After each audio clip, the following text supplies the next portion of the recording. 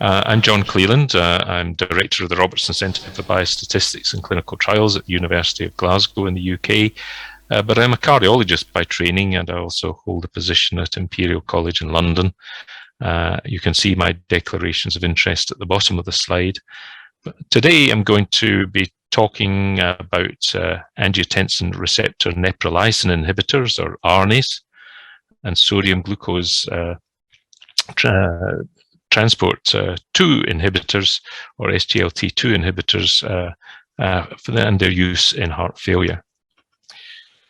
So the 5 or 6 years has been fantastic in terms of new developments in heart failure. Back in 2014, we had the Paradigm HF trial, one of the largest trials ever done, with more than 8,000 patients, and showing a highly significant 20% reduction in the composite primary endpoint of hospitalization for heart failure or cardiovascular death. More recently, we've had 3 major trials of SGLT2 inhibitors in heart failure with a reduced ejection fraction. Almost 10,000 patients in these clinical trials, and again showing remarkable benefits, hazard ratios of 0.74, 0.75, or even better in the Soloist trial with these SGLT2 inhibitors for patients with heart failure. So 20 to 30% reduction. And as a consequence of that, we have changed the guidelines in the European Society of Cardiology. We now suggest that very rapidly, most patients with heart failure and a reduced ejection fraction should be treated, in addition to loop diuretics, which they'll often need for congestion, the 4 pillars of heart failure therapy, which are an ACE inhibitor or an ARNi, a beta blocker, an MRA, so spironolactone or eplerenone, and an SGLT2 inhibitor, particularly dapagliflozin and empagliflozin at the time that these guidelines came out. And you should institute those and treat patients, make sure that treatment is optimized, and then consider whether device therapy is appropriate, in particular whether ICDs are appropriate. Cardiac resynchronization therapy might be initiated somewhat sooner, but for an ICD, perhaps a good idea to wait at least 3 months after optimizing therapy. And I know in the UK that there are moves to wait even longer before instituting an implantable cardiac defibrillator. So how do these trials stack up? So what I've done here is put the Paradigm HF trial, DAPA-HF, Emperor Reduced, and Soloist all on the same slide. You can see that for 3 of these trials, they were predominantly NYHA class 2 heart failure patients.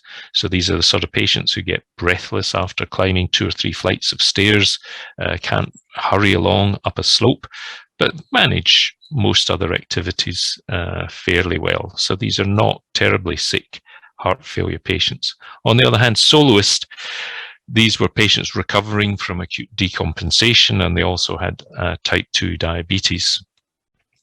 So they were a far sicker population. So it's always difficult to compare trials that are not including similar patients. All of them had to have an elevated NT-proBNP, and this is something that I don't think the guidelines got right. I personally think that if you've got a patient on treatment, they're doing well, and their NT-proBNP is fine, I would leave them alone. I wouldn't necessarily add all of these additional treatments. It's quite a big burden for the patient.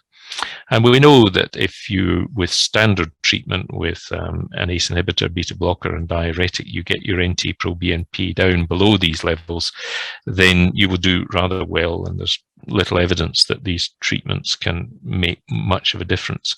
And it may be much less expensive for your patient to have their NT-proBNP measured than to get onto some of these medicines, which are quite expensive if you look at the annual cost. Depends on your insurance, I guess. The trial duration, the soloist trial being sicker patients, was much shorter, but the other trials were ranged between 16 and 27 months. Now, one of the first things that I look for in any trial is whether the patients like the medicine or not. And the easy way to tell whether they like the medicine or not was how many stopped the medicine. And in the Paradigm trial, you can see that sacubitril valsartan was stopped less often than enalapril. So it's only a small amount, but there's no evidence that patients likes sacubitril valsartan any less than enalapril. And the same can be said for dapagliflozin and sotagliflozin. I couldn't find the data for Emperor Reduce, but maybe because I didn't dig hard enough. So with these treatments, the patients seem to quite like them, and they're less likely to discontinue them than in the control group. When we look at symptoms, the improvement in symptoms is modest, perhaps a 3-point, 6-point improvement. 2 to 3 point improvement in the KCCQ. You can see in the red lines here.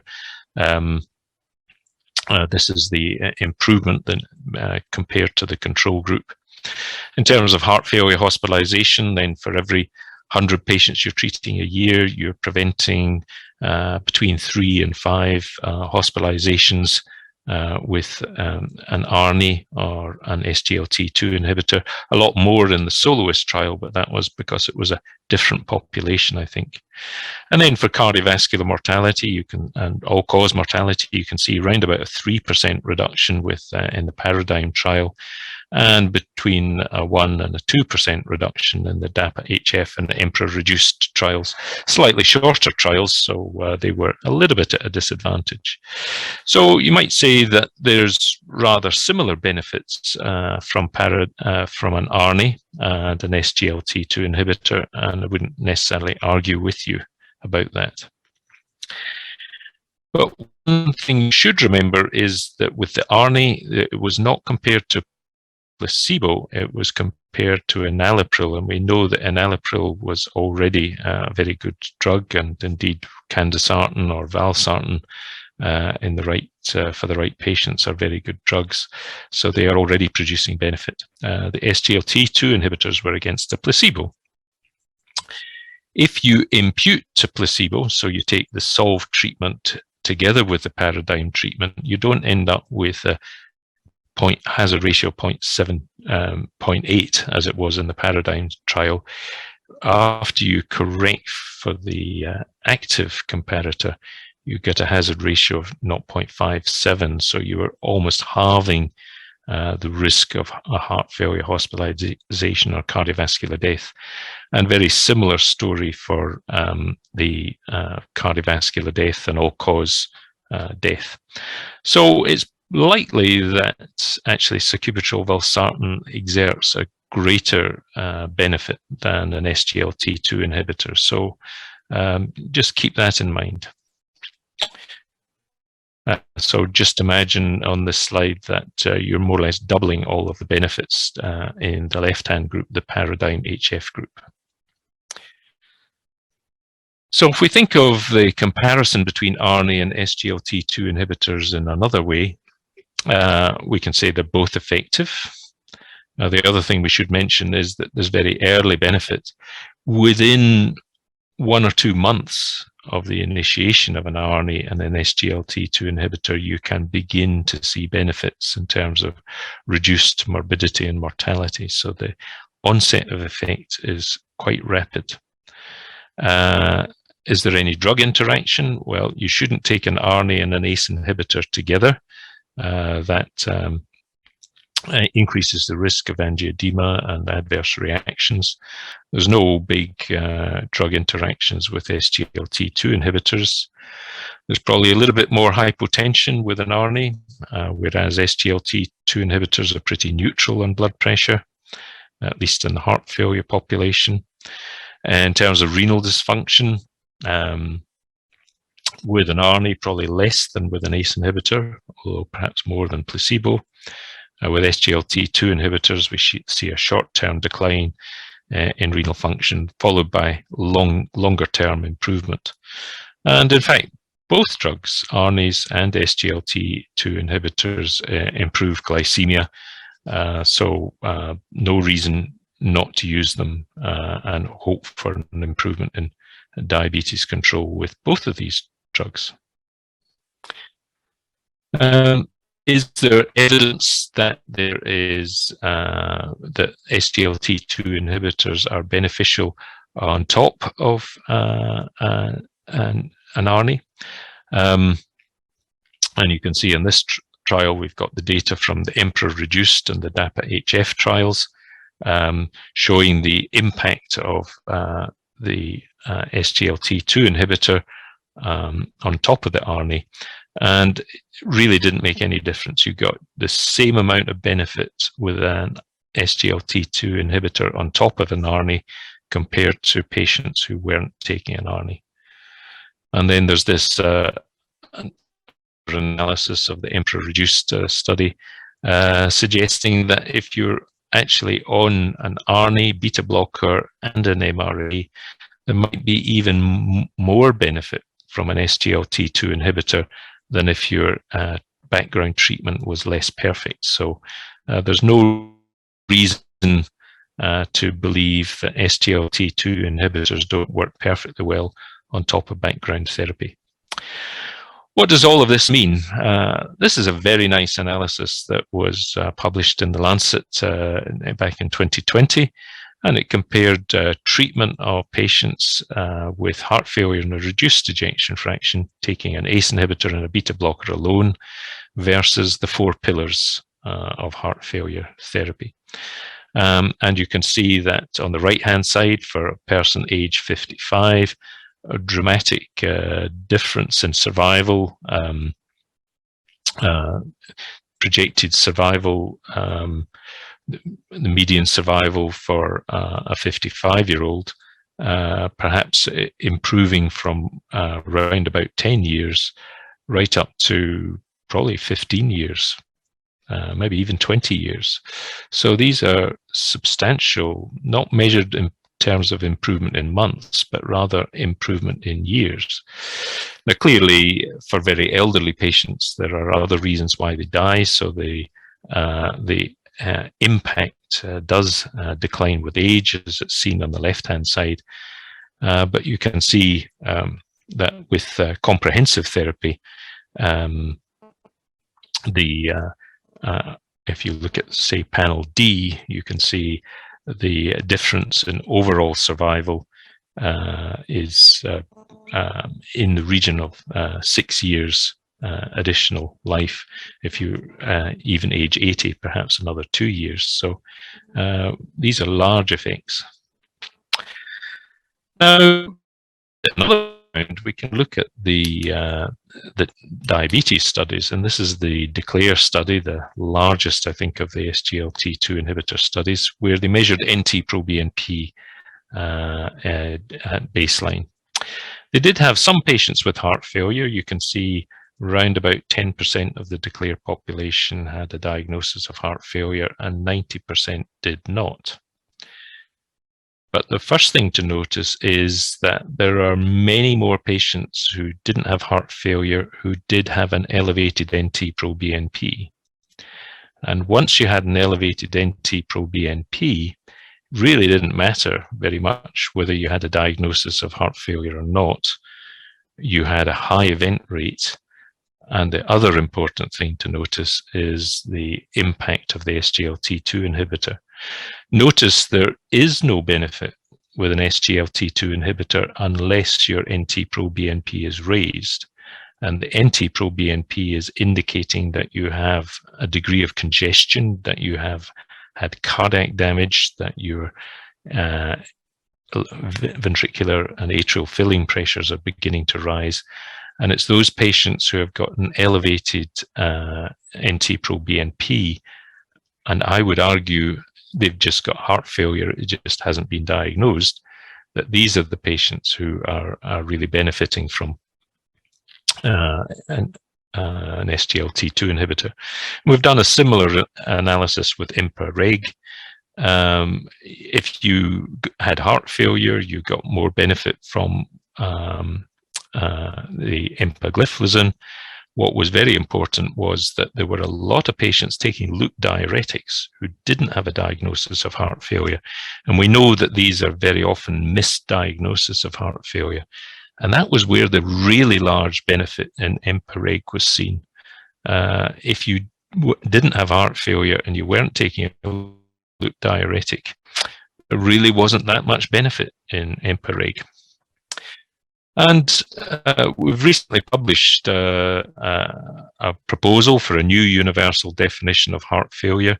And basically, it is the definition is cardiac dysfunction with congestion. And so we all know how to measure cardiac dysfunction. We look at the systolic and diastolic function of the left ventricle, and that tells us whether the heart is damaged, but the heart might also be damaged due to arrhythmias like atrial fibrillation or valve disease. But then how do we diagnose congestion? And there's two ways that we can diagnose congestion, I think, and I would use the belt and braces approach. First of all, you should have a raised NT-proBNP. And secondly, you should take a careful look at the left atrium. If the left atrium is dilated, then the heart must be sick, because the atria are the most sensitive chambers to cardiac dysfunction, far more sensitive than the ventricles. If your atria are not dilated, your ventricles are compensating. It's only when the atria dilates that you're beginning to get congestion. And I think that we need to move to this, the diagnosis of heart failure in this direction, because at the moment, more than half of all patients with heart failure at first diagnosis, they are so sick they need to be hospitalized.